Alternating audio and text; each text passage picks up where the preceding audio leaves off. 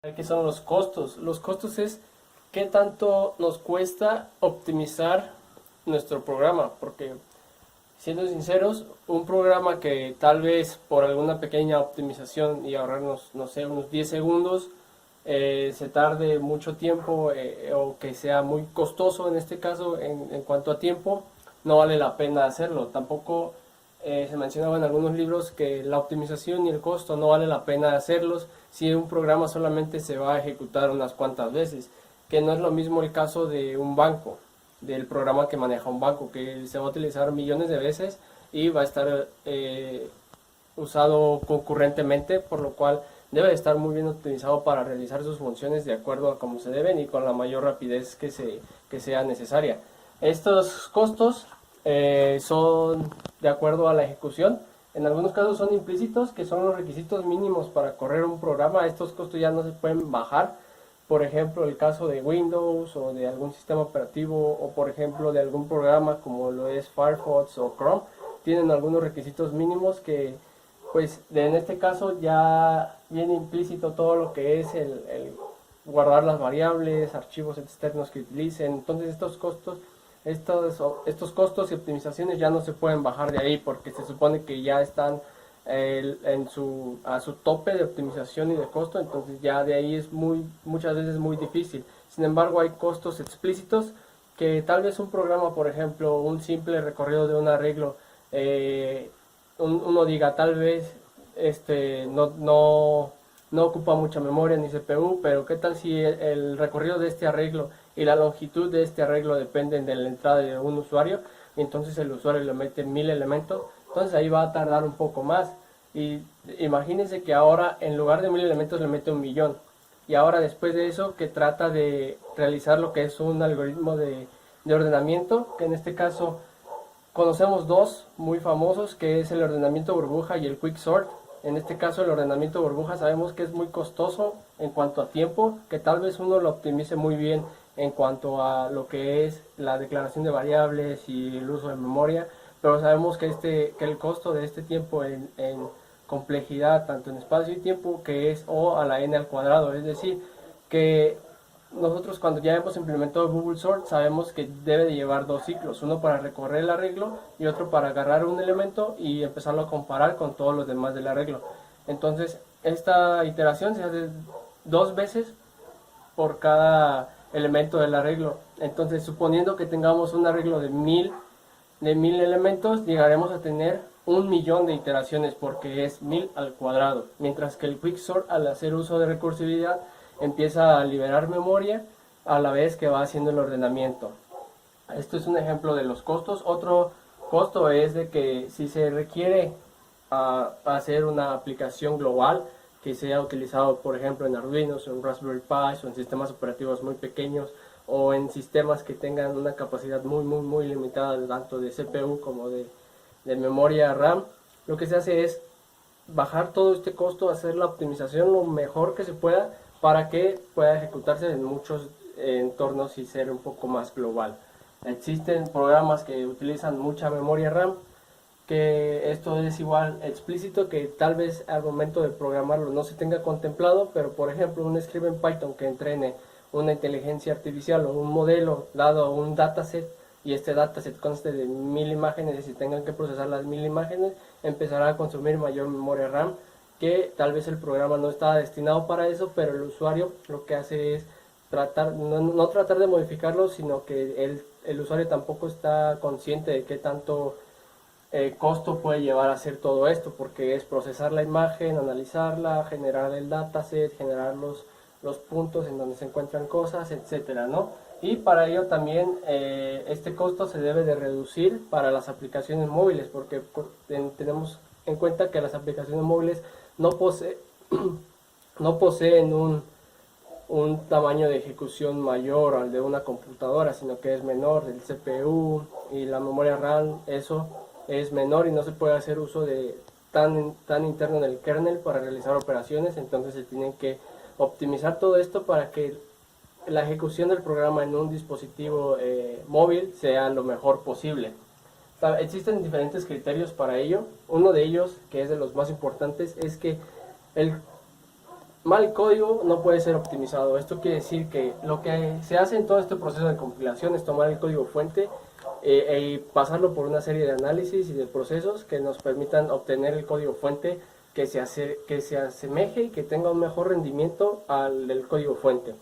Pero si este código fuente es muy pobre y no está escrito con estándares o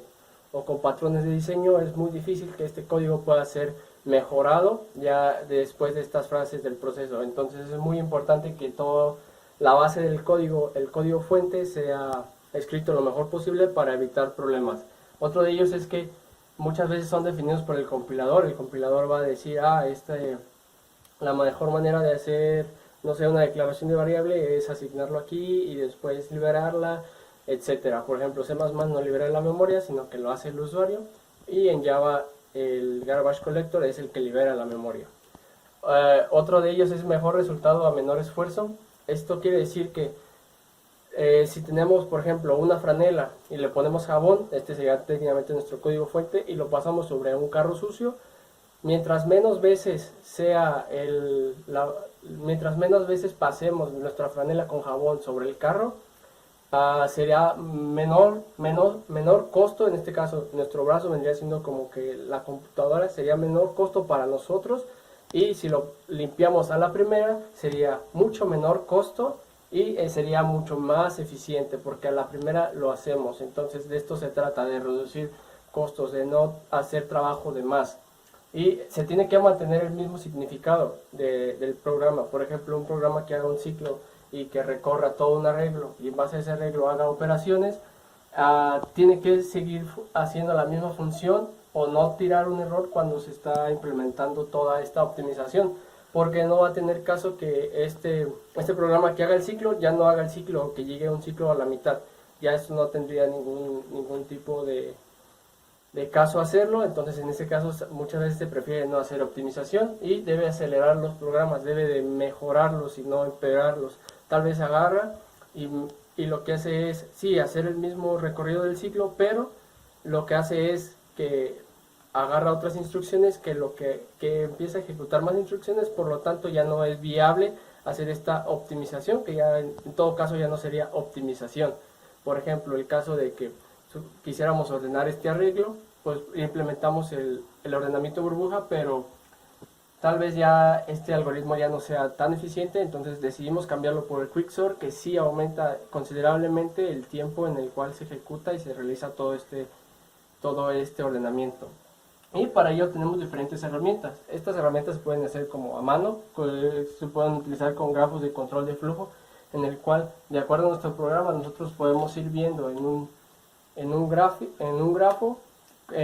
cómo se van ejecutando las instrucciones por nodos y cuál llega al fin, y hacer un árbol de todas las instrucciones posibles dentro de nuestro programa. También existen los mismos compiladores, por ejemplo G++ o G++, tiene diferentes flags o banderas que se le pueden pasar, parametrizar, que nos ayudan a obtener advertencias de lo que, por ejemplo, de lo que los mismos desarrolladores que estuvieron desarrollando este lenguaje consideran que son las mejores prácticas para desarrollar. Entonces nosotros podemos tomar como referencia eso para no cargar tanto el trabajo al compilador. También tenemos los decompiladores, que lo que nos permiten es tomar el código fuente tomar el código objeto o el código máquina de un lenguaje de programación y hacernos la conversión a nuestro código fuente. Esto nos puede servir de mucha ayuda para saber cómo se comportan los datos y cuál podría ser el flujo que se debe de seguir para ello. Tenemos algunos perfiladores que esto ya van más un poco enfocados a herramientas que van integradas a un IDE. Por ejemplo, estos perfiladores lo que hacen es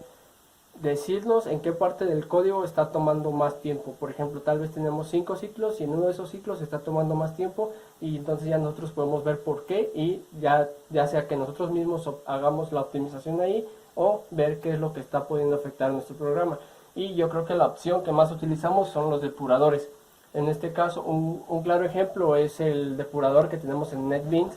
que lo que nos permiten estos depuradores es, lo que hacen es ejecutar instrucción por instrucción y nos permiten visualizar lo que son las variables, los tipos y el valor que tienen, y también el espacio de memoria que ocupan a tiempo real en que se van ejecutando instrucciones. Esto es muy, muy útil porque tal vez tengamos un programa muy, muy grande de 10.000 líneas de código y de un momento a otro nos tira algún error, pero no sabemos por qué o no sabemos qué es lo que está ocasionando. Entonces, con esto podemos verificar cómo se van ejecutando las instrucciones y tal vez llegamos a un ciclo en donde se está haciendo referencia a una variable que aún no ha sido declarada y nosotros podemos ver en el mismo depurador si esa variable existe o no, para nosotros igual ya resolver ese problema o ver por qué esa variable tal vez sí está declarada, pero el valor que tiene no es compatible con la operación que se está haciendo, etcétera. Y pues esto sería más o menos lo que serían los costos, que a pocas palabras es cuánto trabajo en términos de cómputo, cuánto tiempo nos cuesta ahora sí realizar alguna optimización y si esa optimización pues vale la pena hacerla o no.